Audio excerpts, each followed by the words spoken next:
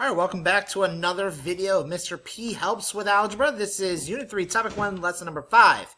We're going to do two-way frequency tables, but we're actually going to do two-way relative frequency tables. Relative frequency tables means you're relating it to other things, so you can relate it either by the total in the row, the total in the column, or the total of the entire thing. We'll talk more about that later on as we get along in this video.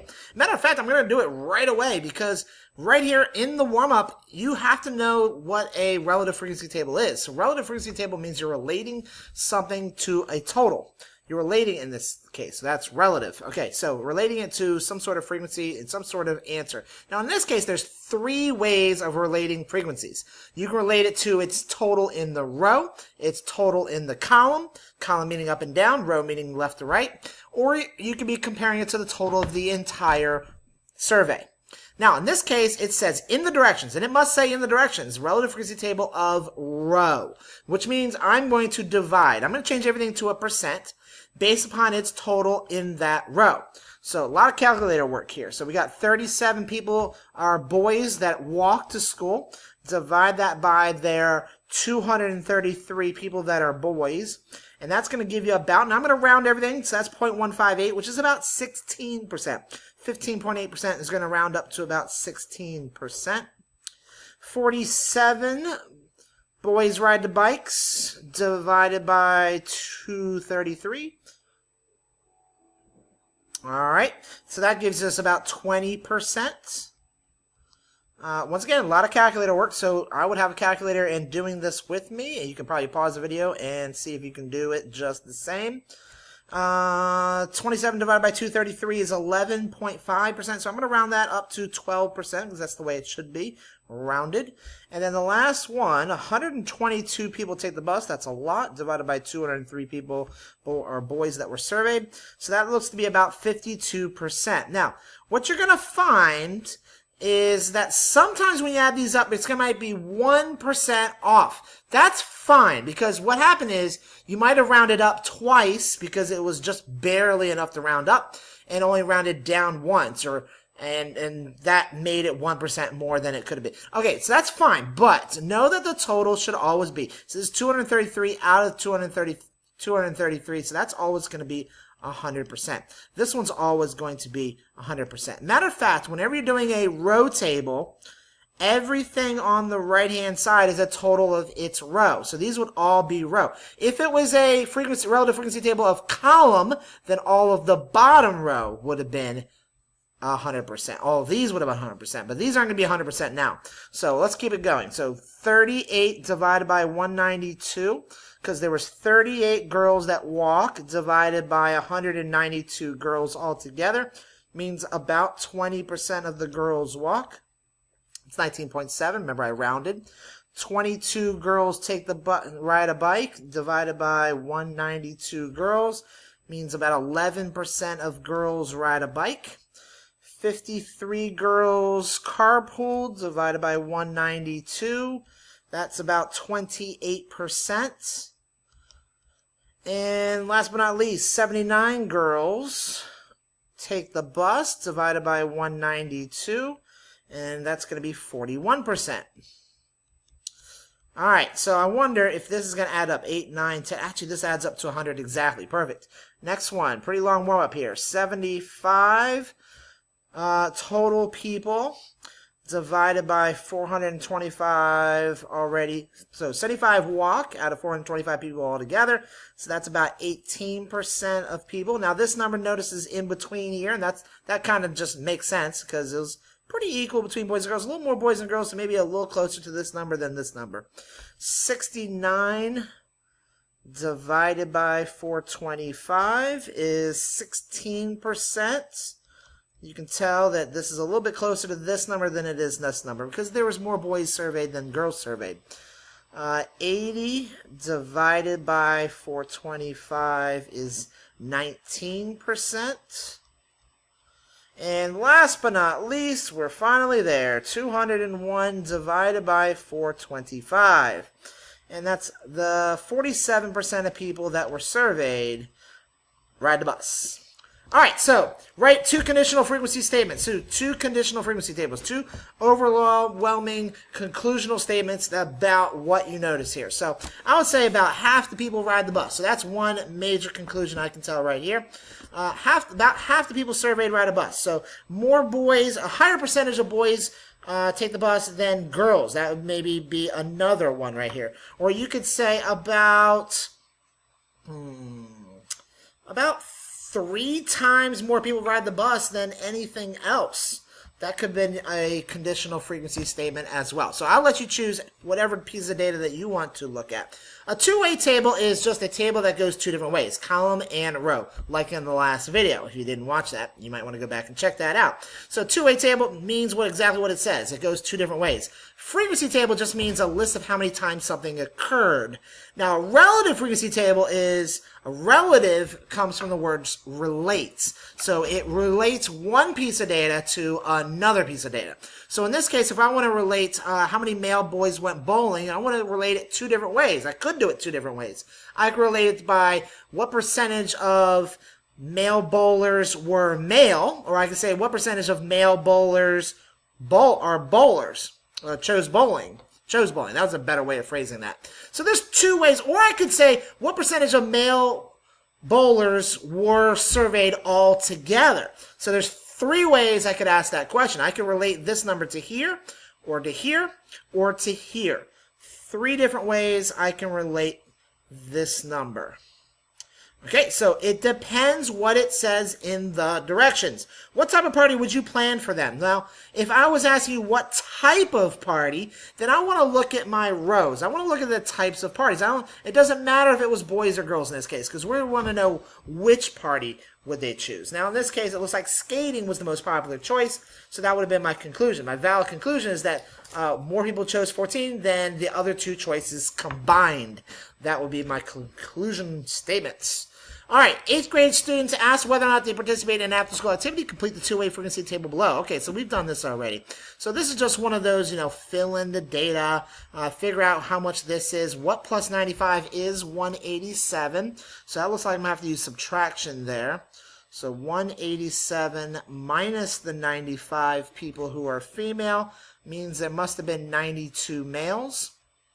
If there's a total of 92 males, then it looks like 52 of them said yes. And if there's 52 males that said yes, and it looks like it must have been 50 females that said yes, because that adds up to 102. 187 minus the 102 means this had to be 85, which means this must have been 45. All right.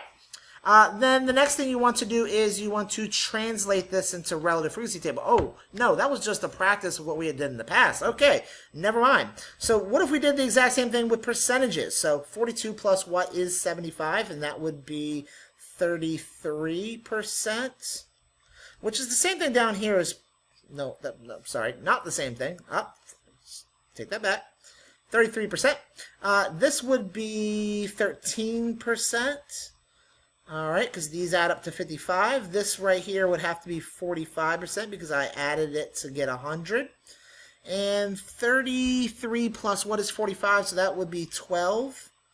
And this is going to end up being 25, which makes sense. Okay, so did more students have iPads or not? That would be yes. 55% of students had iPads and only 45 did not. So that's definitely a yes. When you're down here, you're going to be doing the same thing with decimals.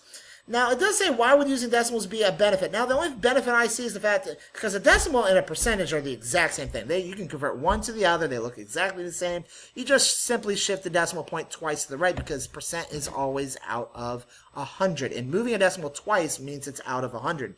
I don't really see any advantage using decimals other than the fact that maybe they're easier to add, or it's easy to forget a percentage sign. If you don't have a percentage sign, then it's going to look pretty misleading because then it looks like people surveyed. When you look at this looks like people surveyed. It's much easier to forget a percentage sign than I think the decimal point, because you can also forget a decimal point, then it would look just like this as well. All right, so I'll let you go back and forth on that if you would like. Now, the next thing we want to do is talk about the different types. So this is a relative frequency table of whole whole means you're not comparing it to its total on its row. You're not comparing it to its total on its column. You're comparing it to the total of all the people surveyed. So first you got to do is figure out these numbers. So this goes 15. 11 plus 1 makes 12. Plus 15 makes 27, which means this must have been 23. Good. This is 5, and this is 20. Now, next thing you want to do is do your division. Now, remember the way we divided before. We're not going to divide by its row. We're going to divide by the total.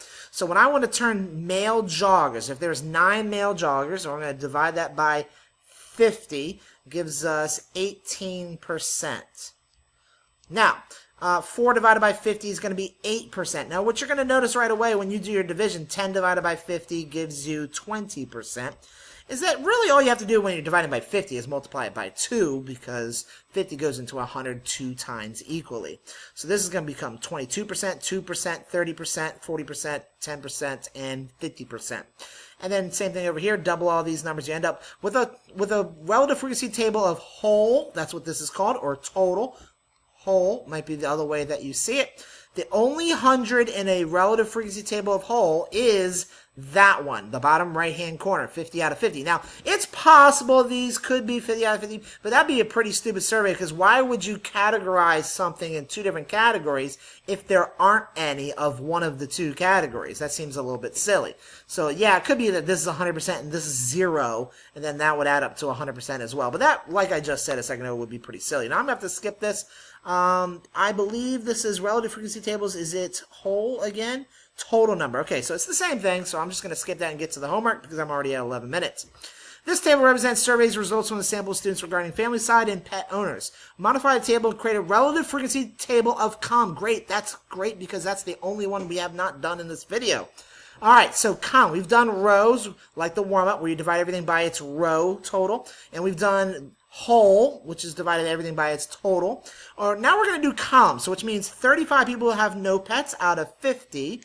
So I'm going to divide by its column, which happens to be its categorical based upon how many pets they have, 1 pet or no pets or more than 1 pet. So 35 divided by 50. Oh yeah, you remember it's the 50 rule. So it's going to just be double what it's going to be before. So this is going to be 30%. And 50 divided by 50 makes 100%. Remember what I said before? Remember I said when it's a column, all your bottoms are all going to be 100 because 70 out of 70 is still 100. 95 out of 95 is 100. And 215 divided by 215 is also 100.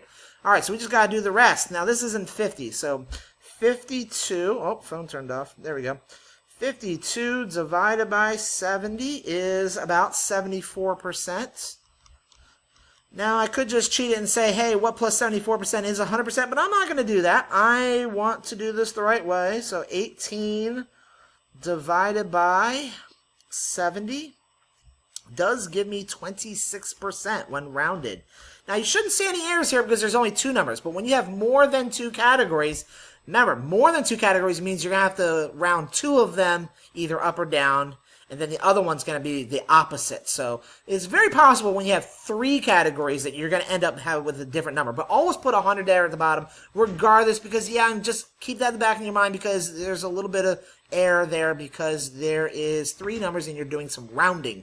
When you're doing that rounding, it's going to cause some problems.